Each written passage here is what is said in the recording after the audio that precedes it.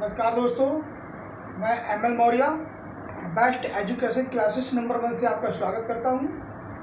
और जैसा कि आप जानते ही हैं, हमारा लक्ष्य है इस बार जीआरएफ पार और एंटी यूजीसी नेट जीआरएफ। और हमारे यहाँ पर अगर बात करें तो net paper first education, net paper second education और यूपी पीजीटी एजुकेशन, सभी कोर्सों की क्लासेस ऑनलाइन स्टार्ट हो चुकी हैं और ये बिल्कुल फ्री हैं। किसी प्रकार का आपको इनके लिए शुल्क देना नहीं होगा, बिल्कुल ही निःशुल्क है। और आपको आज से अभी से ही हमारे साथ जुड़कर अपनी तैयारी को विधिवत रूप से करते रहें, जिससे कि हम अपने लक्ष्य को हासिल कर सकें। और अगर बात करते हैं आज के अगर टॉपिक की, तो आज का टॉपिक हमारा है आदर्शवाद यानी कि एडमिनिज्म। तो आइए आज के टॉपिक पे हम जरा डिस्कशन करते हैं। क्या है हमारा टॉपिक कि आदर्शवाद में प्लेटो के अनुसार आत्मा ईश्वर का अंश है। प्लेटो ने कहा कि आत्मा ईश्वर का अंश है, कि आत्मा ही एक भगवान है। जैसे भगवान होते भगवान का ही एक अंश है, भगवान का एक छोटा सा रूप हमारी आत्मा है, तो हमें उसको स्मरण करना चाहिए। दूसरे नैतिक आदर्शवाद, एक प्लेटो ने कहा कि आदर्शवाद एक नैतिक है, कि नैतिक शिक्षा के बारे में बात की जाती है, नैतिक वस्तु उसके बारे में बात की जाती है, आचरण के बारे में बात की जाती है। और बहुवादी बुद्धिवादी आदर्शवाद, ये लाइब्रेरी ने कहा था कि आदर्शवाद बुद्धिवादी है, कि बुद्धि के बारे में भी विवेचना की, बुद्धि के बारे में सब कुछ बताया जाता है और उसके सब व्यवस्थित तरीके से बुद्धि क्या है, बुद्धि कैसी है, किस टाइप से क्या है, उसका वर्णन किया जाता है। और आत्मनिष्ठ आदर्शवाद, वर्कले ने कहा था कि आदर्शवाद जो कि आत्मनिष्ठ है।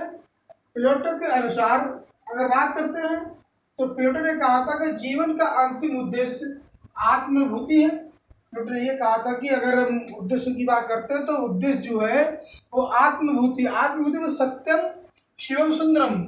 उन्होंने कहा कि सत्य ही सब कुछ है, सत्यम ही सुंदरम है, सत्यम ही शिवम है, शिवम ही सुंदरम है। ठीक है। अगर बात करते हैं तो आदर्शवाद की प्रमुख सिद्धांतों की, तो इस संपूर्ण जगत को दो सत्र में उन्होंने कहा कि अगर सिद्धांतों के बारे में बताया कि उन्हें सिद्धांत जो कि संपूर्ण जगत के दो सत्र हैं, वो आध्यात्मिक जगत और भौतिक जगत। आध्यात्मिक जगत में मान लीजिए कि भाई सभी चीज़ें आती हैं, भौतिक जगत में वास्तविक चीज़ों की, वस्तुएं, चिड़िया हुआ, पेड़ पौधे, इन चीज़ों के बारे में बताया गया है। और आध्यात्मिक जगत में मनुष्य से संबंधित जो भी चीज़ होती है उसके बारे में उन्होंने व्यवस्थित तरीके से इसका अध्ययन किया है।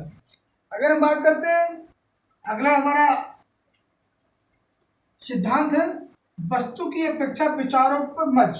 यानी कि उन्होंने कहा था कि वस्तु की अपेक्षा जो है विचारों को मच का मतलब है कि महत्व। उन्होंने कहा विचारों को बहुत महत्व दिया था वस्तु की अपेक्षा। अगला जड़ प्रकृति की अपेक्षा मनुष्य को महत्व दिया था। उन्होंने कहा जो जड़ है, संपत्ति है, धन है, प्रकृति, इसकी अपेक्षा मनुष्य को महत्व दिया गया कि मनुष्य ही सब कुछ है, मनुष्य के सब कुछ बस में है। मनुष्य चाहे तो क्या नहीं कर सकता, सब कुछ कर सकता है।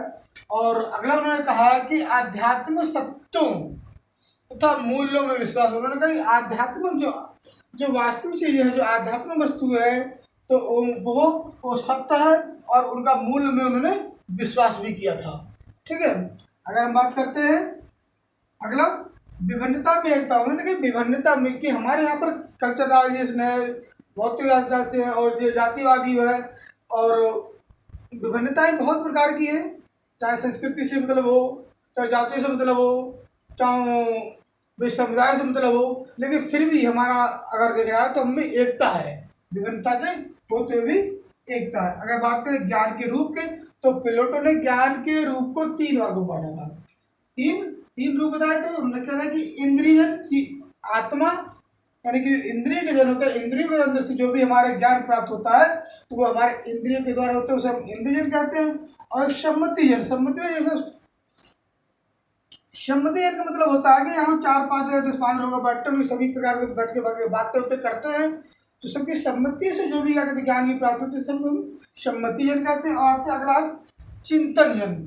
चिंतन जन का किसी विचारी अपने आप को चिंतन करके, अपने को तप करके, अपने आप को बाकायदा की मान लो तपस्या करके किस प्रकार का ज्ञान प्राप्त होता है, तो हम उसे चिंतन जन कहते हैं। ठीक है। अब बात करते हैं शिक्षा के उद्देश्यों की, तो शिक्षा के उद्देश्य व्यक्तित्व का उपनयन, मेरे उपनयन संस्कार होता है कि व्यक्ति का उपनयन होना चाहिए, उसके बारे में क्या चीज़ होना चाहिए, जो सब कुछ उसके बारे में बताया गया। अगला बताया गया आध्यात्मिक विकास। उन्होंने कहा शिक्षा का उद्देश्य जो है एक आध्यात्मिक विकास भी है, कि ये व्यक्ति को विकास के बारे में आध्यात्मिक रूप से किस प्रकार से विकास करोगे, उसके जीवन दिनचर्या क्या करना चाहिए, किस टाइप से क्या होना चाहिए। ठीक है। और अगर अगले बात करते हैं सत्यम शिवम सुंदरम, कि सत्यम ही शिवम है, शिवम ही सुंदरम है, ये उनका ही शिक्षा का उद्देश्य था। कभी कभी क्वेश्चन ये बहुत ही इंपॉर्टेंट है, कभी कभी ये क्वेश्चन आ जाता है कि सत्यम शिव सुंदरम किस दर्शनवाद का है, तो ये आदर्शवाद का है। अगर बात करते हैं कि उद्देश्यों में कि पवित्र जीवन के लिए त्याग करना, उन्होंने कहा था कि जो हमारा पवित्र जीवन है या हमारा जीवन है उसके लिए हमें तैयार करना होता है। आदर्शवाद का ये मतलब होता है कि हमारा जीवन जो है उसको अच्छा विकसित करने के लिए उसे पवित्र, यानी कि उसकी आत्मा शुद्धता से हो, उनकी बातों की जीवन में खोट ना हो, अपने अच्छे कर्म करना चाहिए, इस प्रकार से हमें मतलब तैयार करना चाहिए। बात करते हैं हम आदर्शवाद और पाठ्यक्रम की, तो प्लेटो के अनुसार मानव की क्रिया है, तो मानव की क्रियाएं प्लेटो ने 3 प्रकार की बताई थी, है ना, 3 प्रकार की बताई थी, बौद्धिक क्रिया, कलात्मक क्रिया और नैतिक क्रिया। यानी कि बौद्धिक क्रिया, ठीक है, बौद्धिक के बारे की जो बौद्धित्व से संबंधित थी उन क्रियाओं के बारे में वर्णन किया गया। कलात्मक जो कला दृष्टि से संबंधित, कलात्मक दृष्टि से जो होती कलात्मक करना, प्रयोग करना, जो प्रकार के उस क्रिया को वर्णन किया गया। और नैतिक जो आचरण से संबंधित जो आदर्शों से संबंधित क्रियाएं थी उसके बारे में इसमें बताया गया है। अगर बात करते हैं हम भाषा साहित्य की, तो आदर्शवाद में कला, कविता, धर्म दर्शन, आध्यात्म एवं नीति शास्त्र, इन सभी भाषाओं का प्रयोग किया था। कला में कला का भी प्रयोग किया गया था, कविता के द्वारा भी इसमें बताया गया था, धर्म नीति के बारे में बताया गया था, और आध्यात्म ज्ञान के बारे में बताया गया, और नीति शास्त्र, जो नीति शास्त्रों के बारे में भी भाषा साहित्य में बताया गया था। बात करते हैं प्लेटो ने स्त्री व पुरुष दोनों को युद्ध कला मतलब सैन्य शिक्षा जो होती है, जैसे करके भी आर्मी है, पुलिस है, पीएससी है, इनमें उन्होंने ये कहा था कि औरतों के लिए भी और पुरुषों के लिए, दोनों के लिए युद्ध कला का शिक्षण देने में पक्ष में थे वो। और उसी समय से आज भी देखो बेसिक सैन्य के अगर बात करते हैं तो सभी में, चाहे नेवी हो, चाहे थल हो, चाहे वायु हो, सभी में महिलाएं बराबर का हिस्सेदार ले रही हैं। भी मान लो कि थल सेना उसमें भी महिलाएं जो भी हैं, स्त्रियां जो भी हैं, बराबर की भी पदों पे हैं, बराबर की वाली तनख्वाह ले रही, बराबर की काम कर रही हैं जैसे पुरुष कर रहे हैं। भी ऐसी वाला जल में मान लीजिए, चाहे तो भी वायुसेना मान लीजिए, जिस प्रकार से। तो उन्होंने ये कहा था कि प्लेटो ने कि स्त्री और पुरुष दोनों को युद्ध कला जो था, यानी सैन्य शिक्षण था, वो दोनों के पक्ष में थे। बात करते हैं आदर्शवाद और उनकी शिक्षण विधियाँ देखते हैं। सर सुकरात ने प्रश्नोत्तर विधि का प्रयोग किया था। उन्होंने कहा प्रश्नों के द्वारा जब किसी चीज़ को हम माध्यम पढ़ाने का चीज करेंगे, प्रश्न पूछ के कोई चीज़ का हम करें तो वो सदा के लिए याद हो जाएगी, उसके माध्यम में अच्छा बालक पढ़ भी सकता है और उसे याद भी हो जाएगा। इसी प्रकार से प्लेटो ने कहा संवाद विधि, उन्होंने संवाद विधि का प्रयोग किया। उन्होंने कहा संवाद का मतलब है कि हम किसी सामने बैठ के भी वाद विवाद करेंगे, डिस्कशन करेंगे, संवाद करेंगे, चर्चा परिचर्चा करेंगे, तो फिर क्या करेंगे, उसे अच्छा शिक्षण मिलेगा और अच्छी मान लो बच्चे को याद कर सकता है। सब आमने सामने बैठ के बात करेंगे यस, तो फिर वो याद कर सकता है अच्छे से। अरस्तु ने कहा था निगमन विधि। उन्होंने कहा कि शिक्षा को इस प्रकार से करना चाहिए कि कभी सरलता से कठिन की ओर ले जानी चाहिए। उसने कहा कि विशिष्ट से सामान्य की ओर ले जानी चाहिए। कभी कहा मान लो आगमन निगमन विधि का प्रयोग उन्होंने कहा था सामान्य से कठिन की ओर, सरलता से कठिन की ओर, या विशिष्ट से सामान्य की ओर।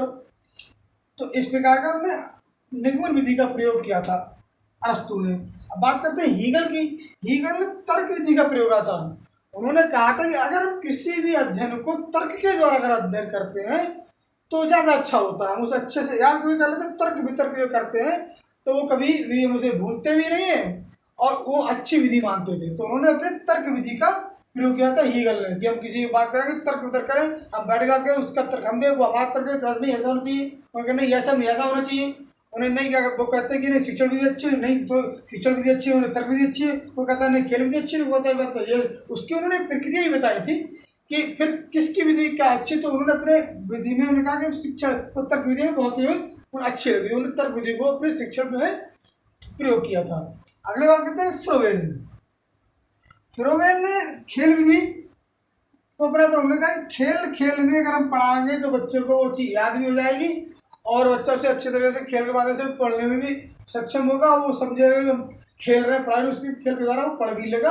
इसलिए उन्होंने खेल विधि का प्रयोग किया था। ठीक, अगर बात करते हैं पास्टोलॉजी। पास्टोलॉजी ने कहा था कि इंद्रियम जन्म शिक्षा, उनकी इंद्रिय जो मान लो कि शिक्षा होनी चाहिए वो होनी चाहिए। अगर हम बात करें कि आदर्शवाद का जो प्रमुख नारा था अनुशासन अनुशासन प्रभावात्मक अनुशासन, ये आदर्शवाद का प्रमुख नारा था कि अनुशासन अनुशासन प्रभावात्मक अनुशासन, ये आदर्शवाद का प्रमुख नारा था।